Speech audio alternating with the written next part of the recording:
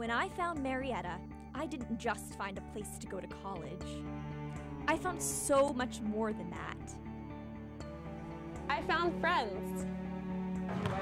I found sports. I found my passion. I found family. I found my calling.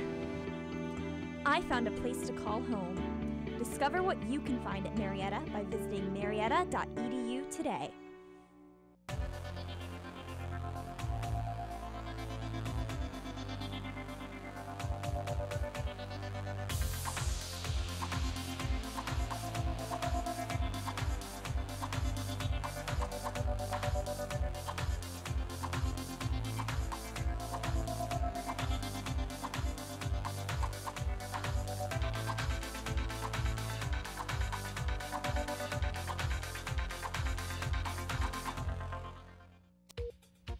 Coming up today on NewsCenter 15, Florida's election is still going on. We'll have an update on that. And the Catholic Church continues to face controversy regarding sexual abuse scandals. We'll have these stories and more. NewsCenter 15 starts now.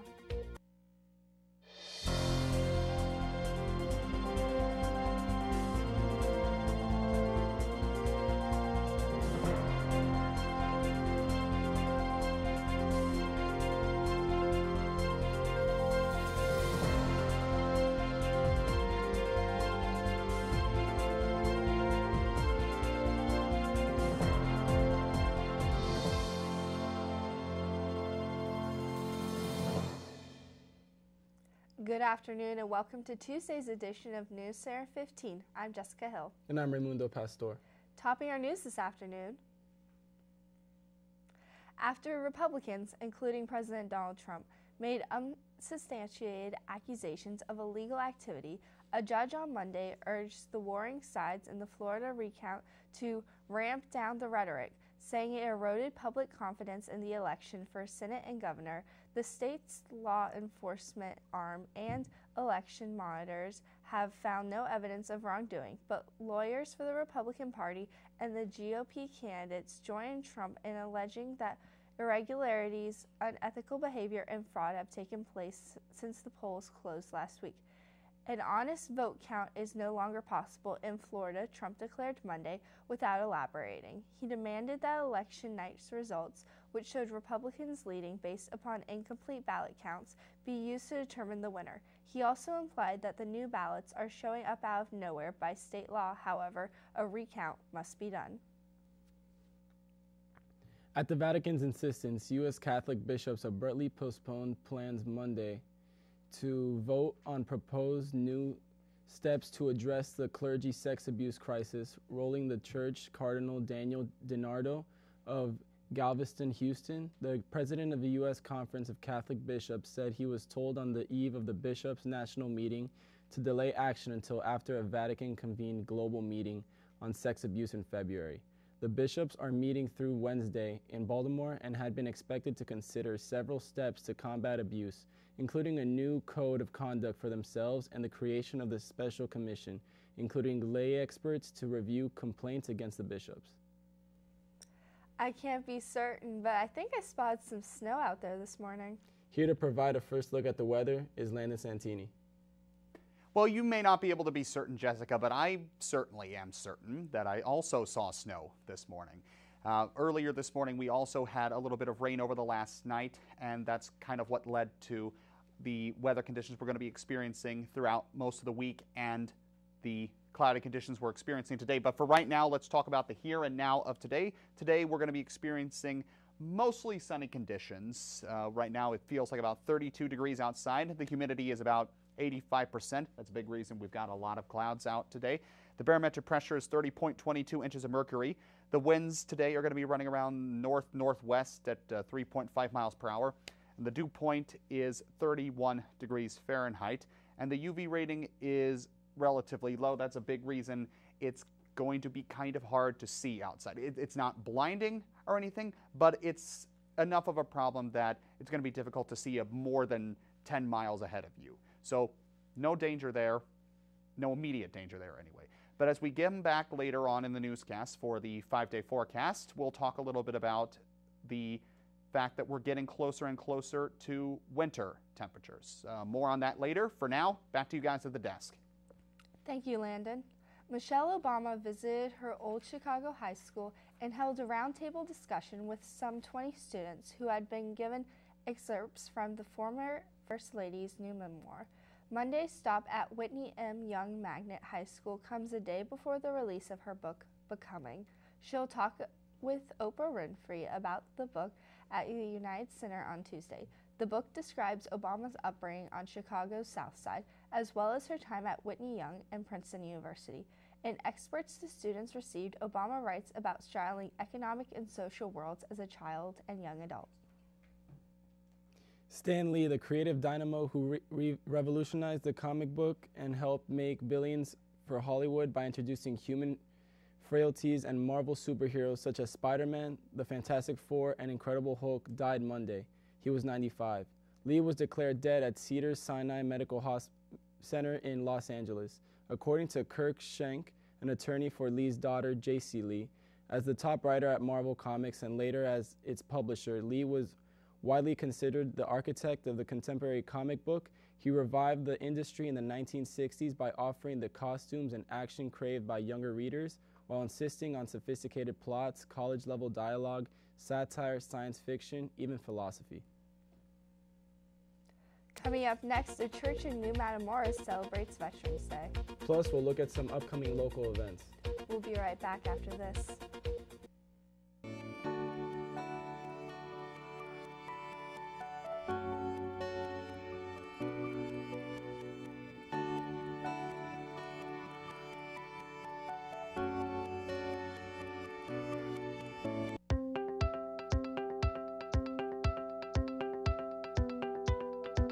I never chew tobacco.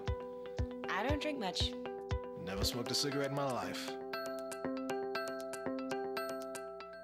HPV. Isn't that about cervical cancer? What does that have to do with oral cancer?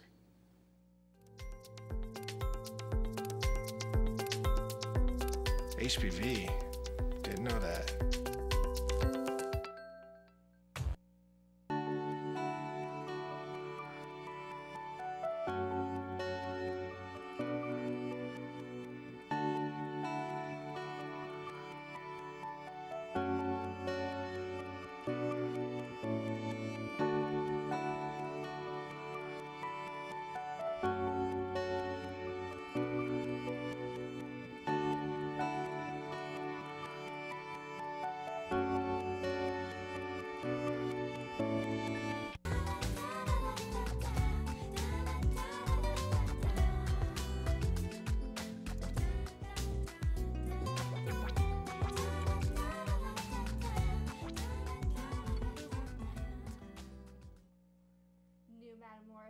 Methodist Church held a celebration Sunday marking the 100th anniversary of signing of the armistice which ended World War I. To remember those who served in the war and what it meant for the U.S., the church honored the soldiers, nurses, and everyone that served, and those who gave everything. The service included the Pledge of Allegiance, film clips, poems, and patriotic songs. At the end of the service, church bells rang out and the honorary shots were fired by the New Matamoros VFW Post 5387. Reverend Dennis Williams emphasized that Americans should never forget the courage and sacrifice of those soldiers, nurses, and everyone who served during World War I for their fight for freedom and peace and for the freedom to enjoy today because of them. VIA Airlines that has canceled its remaining flights to and from the Mid-Ohio Valley Regional Airport. Due to maintenance issues, both 30-seat turboprop planes that could be used to travel between the local airport and Charlotte Douglas International are out of commission. Airport manager Glenn Kelly said commercial flights are not expected to resume at the airport until Tennessee-based Contour Airlines beginning its services December 8th. The Warren High School Drama Department will be presenting a murder mystery dinner theater production at 6 p.m. Friday in the Warren High School cafeteria. The play they will be performing is A Pajama Party Murders by Ellen Mosley. The murder mystery will include breakfast for dinner, the play, a clue hunt, and a raffle where guests can win prizes donated by local businesses. The tickets are $10 and are available in the high school office. No tickets will be sold at the door, and audience members are asked to participate by arriving in their pajamas. The Washington County chapter of the Ohio Genealogical Society will meet at 1 p.m. Saturday at the Washington County Public Library, 615 5th Street, Marietta, Ohio, in the lower level meeting room. The speaker will be Bill Reynolds from Campus Martius Museum. His topic will be author David McCullough and his upcoming book about Manassas, Cutler, and early Marietta. Visitors are always welcome at the meetings. Coming up next, Senator Sherrod Brown announces his plans for 2020. We'll have this story and more after this. We'll also have a little bit more word on the fact that we're now entering winter temperatures. More on that when I come back for the 5-day forecast after the break.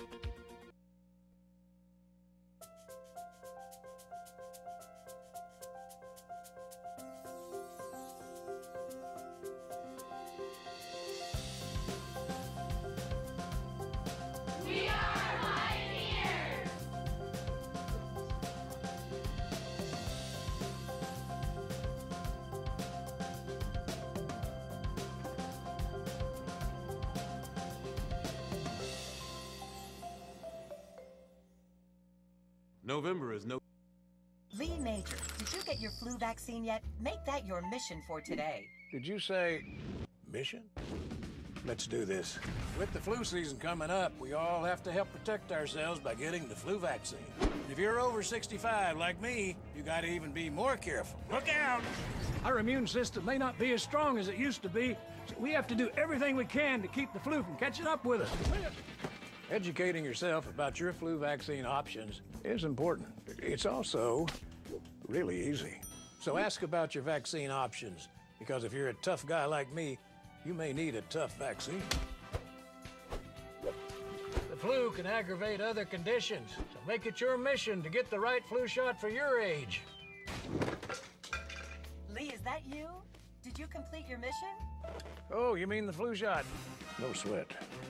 Visit the National Council on Aging at ncoa.org/flu to learn more about vaccine options for people 65 and older.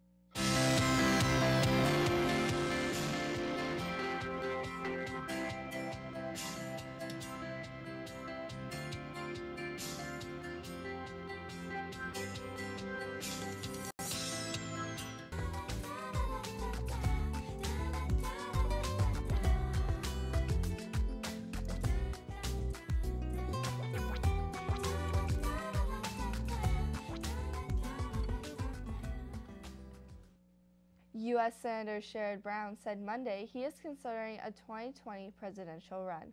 Brown had previously played down interest in joining what's expected to be a crowded Democratic field, but he acknowledged Monday he is listening to calls for him to run from the National Democratic Party figures as well as other politicians and labor leaders. Brown, who just turned 66, led all Ohio voters to win re-election to a third Senate term, even as Republicans swept every other key statewide official's office. Brown said his election shows a strong progressive and will win, calling his campaign a blueprint for our nation in 2020. Amazon says it will open an operation at an Ohio airport that will include daily flights and package sorting facilities. Amazon's statement Monday said the operation, to open in 2019 at the Wilmington Air Park in Southwest Ohio, will provide more capacity as the company continues to build out its central air hub at Cincinnati/Northern Kentucky International Airport. An Amazon spokeswoman says the company leases space at existing airports for its Amazon airplanes and for operations that include loading and unloading customer packages to and from airplanes and trucks and sorting packages based on destination. Police in Ohio say a man stopped during a traffic stop had 33 grams of meth stashed in his underwear. Alliance police say 2 men were arrested Wednesday, a 29-year-old man and a 45-year-old man. The Canton Respiratory reports both men were passengers in a vehicle pulled over for a traffic violation. Police say the drugs the 29-year-old man had were hidden in his underwear, were intended for sale. Police say the 45-year-old suspect was wanted on failure to appear in court. Both men remained in custody Thursday and face multiple felony drug charges. Now it's time to jump over to Hollywood and see what's happening. For the latest entertainment news, let's turn to George Riffle with the Hollywood Minute. Yes, that's the voice of Deadpool, Ryan Reynolds, as Pokemon's Detective Pikachu. The first trailer for the movie, set in Rhyme City, where people and Pokemon live in not quite harmony, racked up hundreds of thousands of views in the first hours online. Justice Smith co-stars in the Pokemon pick, which hits theaters next May. Sandra Bullock is ponying up for ponies and other animals. The actress has donated $100,000 to the Humane Society of Ventura County, which is rescuing animals and caring for those evacuated from the Southern California wildfires. The group says the money will go to help animals from horses and bulls to donkeys and ducks.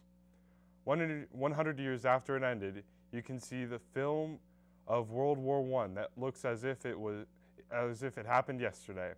Peter Jackson used modern film technology to give grainy black and white silent footage color, sound, and even a 3D effect.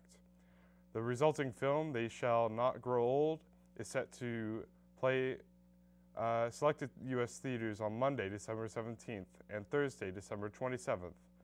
Check phantomevents.com for showtimes. In Hollywood, I'm George Riffle. Thanks, George. Let's head back to Landon Santini for a look at the weather. What do you have for us, Landon?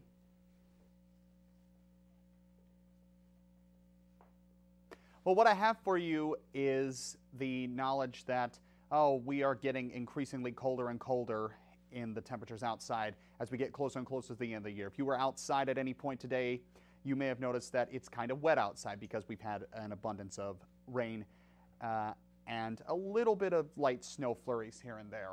As you can see here, we're experiencing in the low temperatures right now. The state of Ohio is the last of the green temperatures is leaving us, so we're still about edging between the 40s and 30s right now, but we're gradually getting closer and closer to the 20s in terms of low temperatures, mostly the northwest of Ohio that's mostly in that range right now. As for the high temperatures, we're about in the middle ground of the 40s and 50s.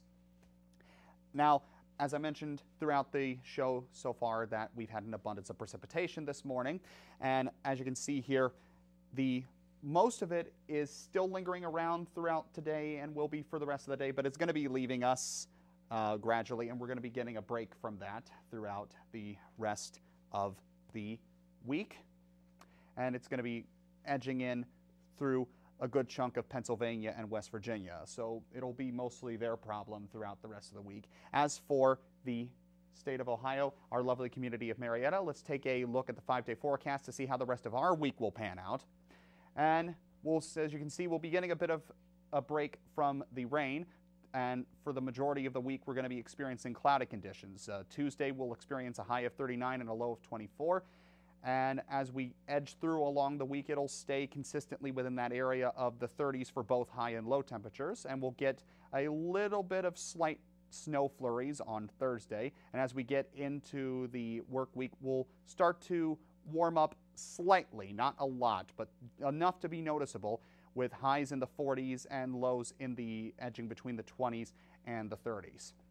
So winter itself is not going to start until towards the end of December, but you've got warmness in your homes to look forward to, as next week we'll be experiencing the wonderful tradition of Thanksgiving. So get all your family and friends together, spend some time together, and just reflect on the year that has come along and get ready to trample each other on Black Friday.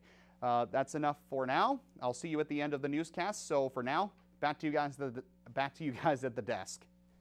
Thanks, Landon. When we come back, Ethan Brown will have the latest from the world of sports. Stay with us.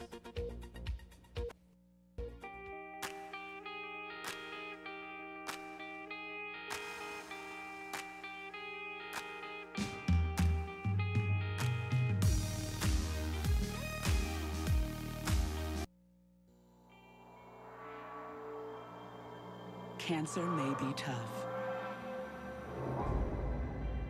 but we are tougher. We are the Leukemia and Lymphoma Society. Our game-changing research has led to the belief that the cures for cancer are in our blood. We are the Leukemia and Lymphoma Society. Beating cancer is in our blood.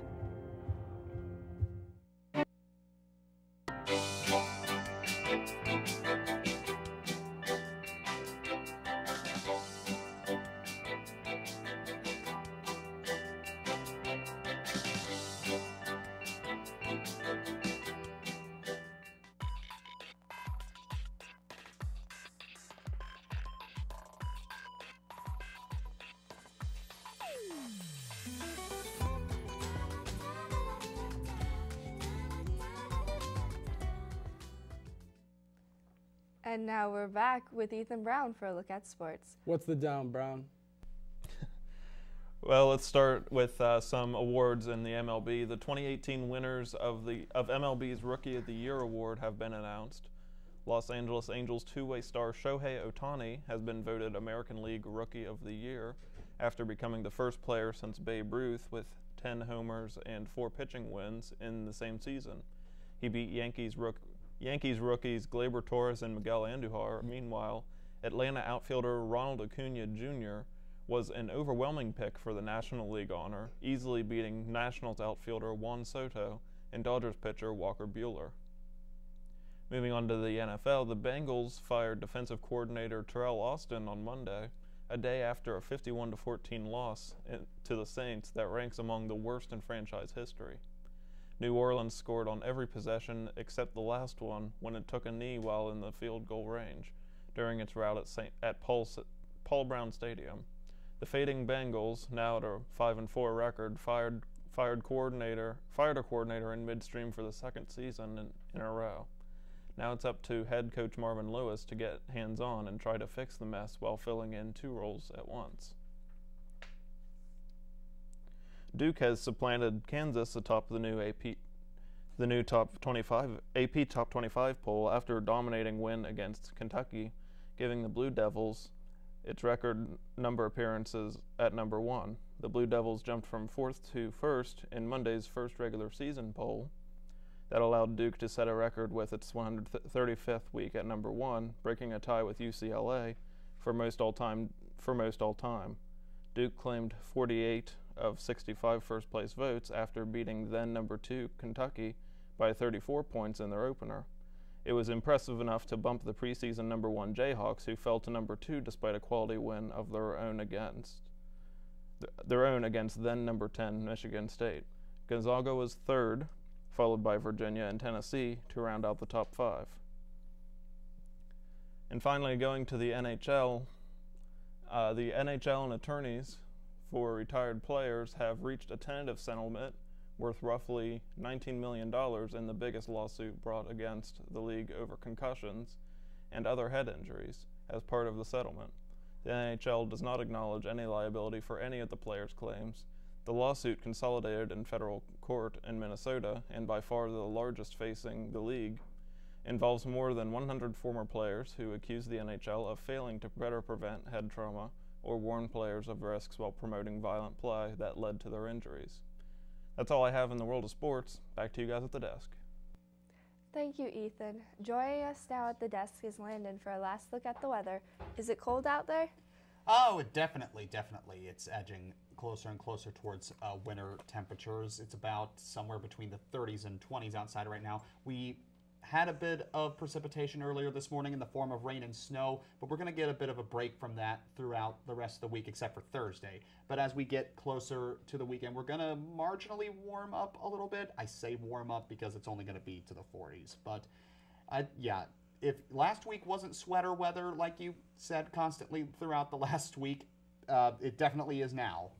Oh no, it's too cold for sweaters. This is Jackie on top of sweaters weather. Oh. Definitely. Okay. When it's snowing out, you don't want to go out in sweaters. That's how you get hypothermia. It's very cold out there, guys. Oh, definitely. What do you think, Raimundo? I think it's definitely beanie season right now, and start bringing out the winter coats. Thank you. Agreed. I saw this awesome-looking Grinch onesie in JCPenney's recently. I think I might try that. Well, that's one way to stay warm. And that's it for today's broadcast. For all of us here at WCMO TV, thank you for watching, and be sure to tune in Thursday at noon 30 for another great edition of News Center 15.